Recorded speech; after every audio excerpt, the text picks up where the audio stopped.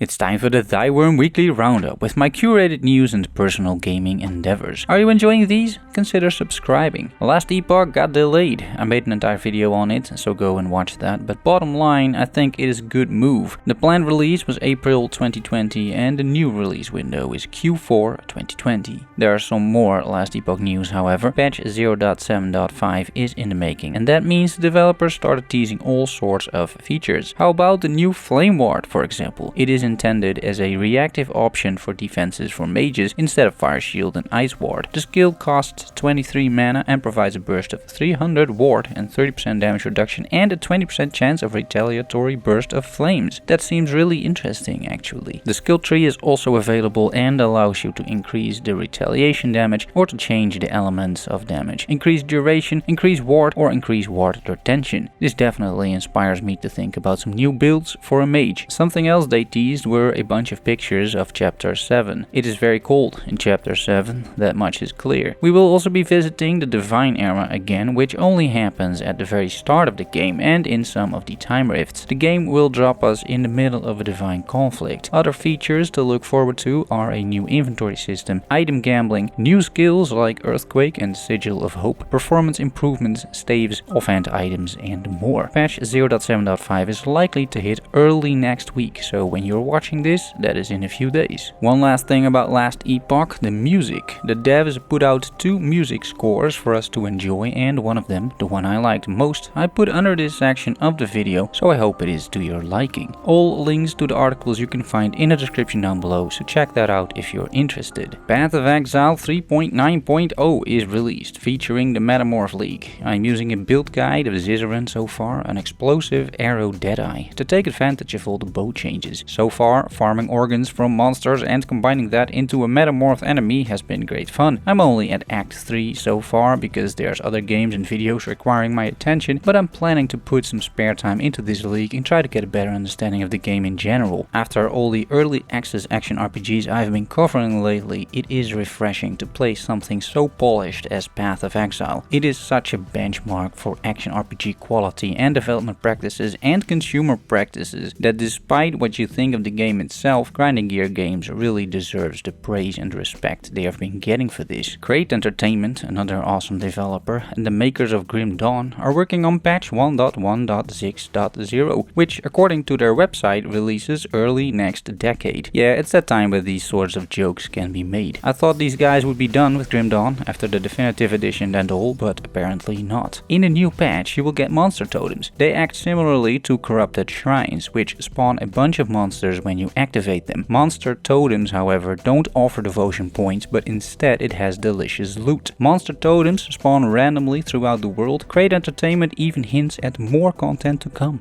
I'm impressed. Killsquad dropped their price to $20. I've recently got a review code for this game and I've been playing it on and off. The main issue this game currently has is matchmaking. It is pretty much a co-op game, and while you could attempt the levels solo, it is not that much fun. Online co-op is where the game shines, or at least plays well, and for that you need people. Currently there's hardly anyone playing the game, regardless of the time of day I am logging on. The price drop therefore makes sense to me. Maybe some people will be upset by this, but products change their price all the time, for better or worse, and I don't really think that is an issue. Hopefully the lower price point will move some players towards this game. That is going to help the entire community in the long run, because new players like me are giving up on this game pretty fast, I feel. Killsquad also adds trading cards now, if that is something that you're interested in. I'm not, but you know, we're not all the same. So if this is any selling point to you, they have you covered with 8 cards, backgrounds, emoticons and badges. There's also a Christmas update coming, apparently. There will be at the very least a visual overhaul, but there might be more. I expect a lot of games to throw some jingle bells at you, by the way. It is that time of the year again, after all. Sanctum Breach released. I bought the game because I wanted to support the developer that made this. I like to invest a bit in people that make the games that I love to play, and in this case it is just a single developer with a passion project. Sanctum Breach is an action RPG inspired by classic hack and slash games like Diablo 2 or Path of Exile. Top down, a bunch of loot, some grind,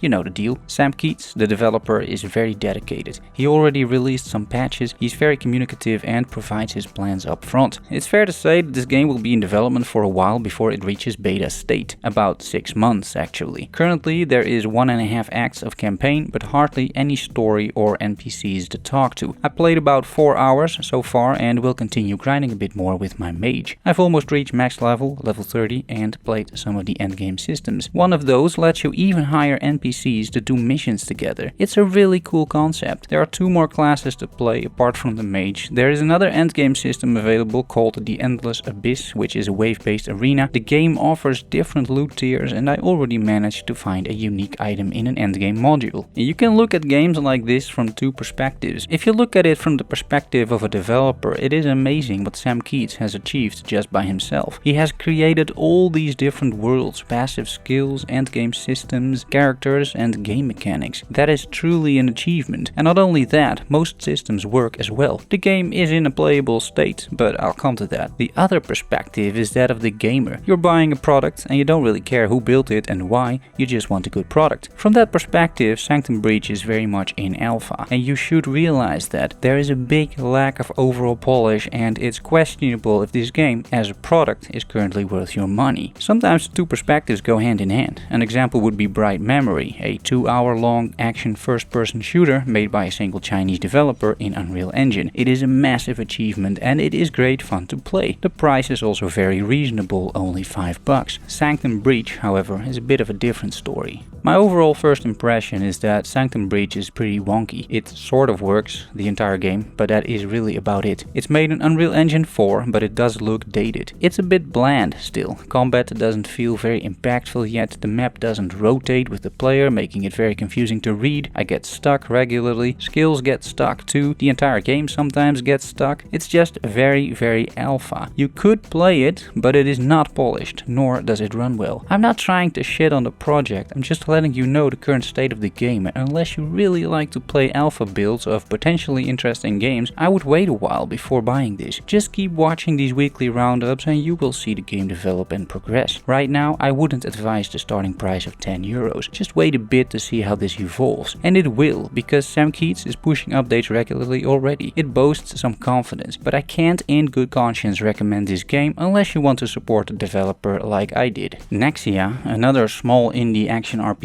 released a statement regarding the roadmap. Ghost Dog, the game designer, announced that the next major content patch arrives in March. Some of the changes include a character sheet with character attributes and statistics. There will be dynamic loot, which is really necessary. I noticed the loot in the current version of Naxia is static, which isn't great for an action RPG. So in terms of replay value, a dynamic loot table will certainly help. There will be an ability to switch weapons, each with their own unique moves that can be unlocked through the talent tree. Procedural dungeons will get an improved algorithm, which should ensure that procedurally generated dungeons are actually noticeably different from each other. Also, the game will add a few more dungeons to explore, so that is nice to see. I do hope that between now and March, the game will also receive some updates. March is 3 months away and the content patch seems nice, but on the other hand, it doesn't really add any content from the looks of this announcement. So does that mean that also in March you can still finish the game within 2 hours? We will have to see, I suppose. I spent a bunch of hours in the Tribes of Midgard open beta. It is an interesting game, that's for sure. You are this Viking, and together with other people you need to protect your tribe, your settlement. You do this by fighting off monsters at night and the occasional giant that comes to visit your camp. In order to put up a fight or some camp defenses, you need a bunch of materials. You start out collecting flint and branches to craft a pickaxe and a regular axe, to chop some wood and mine some iron. After you gather some more resources, you can forge a weapon. You then use that weapon on the roaming wildlife and some of the humanoid enemies to get cloth and leather, which can be turned into armor. Slowly you progress your character into a wildling of considerable proportions, all while keeping an eye on your tribe. If you die, you simply respawn, but if the enemies overrun the tribe and kill the tree of life in the middle of the camp, the game is over and the world is destroyed. That means you will have to find another world to survive in. It seems to be the main gameplay loop, with worlds getting more challenging as days go by. Character levels carry over from one world to the next, and you can specialize a bit here and there, although it is rather basic for now. The true strength of this game lies in its co-op and exploring the worlds and their biomes with other people. That is, however, currently also its biggest weakness, because there aren't really any good ways to find a good world and play co-op. There's no real matchmaking. When entering a world, there is no chat functionality. While playing, it is not easy to figure out what everybody is doing. On most of my worlds, I encountered basically a big free-for-all environment environment where each player just explores on his own, and that is tough because it simply gets you killed. It wasn't easy to have people work together, however. I feel that particularly that part of the game needs work. Otherwise, it was a pretty enjoyable experience, but I'm not sure how long a game like this will be appealing in the long run. There is another game making the rounds, CorePunk. It is a new top-down action RPG from Dutch developer Artificial Core, and it looks really interesting. The game is crafting an in-game economy, branching quests, fog of war, PvP battles and instance dungeons and raids. The beta is planned for end 2020, which means the game will release somewhere in 2021. I personally really like the look these guys are going for and the art style. It looks super crisp and original somehow. Let's hope there are also some interesting game concepts apart from the looks, and we could be looking at a really cool game here. There are currently 100 people working on this, so this isn't some sort of small indie project either. It is promising to say the least. And they are Dutch, like me. Who knows, I can pay them a visit someday. That'd be cool. THQ Nordic did something very interesting. Last year they acquired the rights of Gothic. According to my YouTube analytics, most of you are around my age. I'm 34, and that means that there is a good chance you guys played Gothic too. I really enjoyed those games back in the day. I played all the Gothic games, the Risen games, and later Alex as well. They're just very solid single A games. With THQ Nordic acquiring the Gothic rights and with us living in the remaster era, they thought about remastering Gothic using Unreal Engine 4. They've updated some of the game mechanics, most notably the combat and dialogue system. Combat feels almost like combat from Kingdom Come Deliverance, which isn't necessarily a good thing. I don't feel there is a need for so much complexity in a game like Gothic. Many people mention this, but just Witcher combat would be more than fine here. Now the combat involves parrying, stances, blocking and different attack types, and it just feels bad. Dialogue comes straight out of Fallout 4 with these 4 options to choose from. I think that's actually fine, also because you can see the lines your character is going to speak. It's fine. So how do I know this? Well, they released a playable teaser for everyone that owns a copy on Steam of Gothic, Risen or Alex. I own all of those games, so I played the new Gothic remake. Can I first say that I really love this attempt from THQ Nordic? I think it is a super original way of getting feedback, and I liked what I've played overall. The combat still isn't perfect, and some of the dialogues have this very smart ass feel to it, which I don't enjoy, but overall I feel they captured the soul of Gothic pretty well, as far as this hour-long demo is capable of showing. Gothic wasn't a game that you would instantly appreciate. It takes a bit of time to get used to. You're getting your ass kicked for the first couple of hours as well because of leveled zones. Enemies didn't level along with you, but had a static level. So if you wandered off too much, some level 25 wolf would instantly murder you. This teaser is no exception, by the way. But after a while, the Gothic and Risen and even Alex games grow on you. You get immersed into the world. You're moved by the stories. Your hero gets notably stronger and at some point is capable of putting up a good fight. This whole process felt very rewarding because progression is naturally tied to your level, the zones and the enemies you can defeat. A mod like Requiem in Skyrim did the exact same thing, and those people who played Requiem and were able to finish the game have had a truly rewarding experience. Whether Gothic, the remake, has these aspects as well is hard to judge in this teaser, but I left with a hopeful feeling that the devs can make something out of this. It is worth noting that the original developers, Piranha Bytes, are not the ones making the remake. That could be a concern too. I'll keep an eye out for this and keep you posted. There's another game that I just wanted to show you,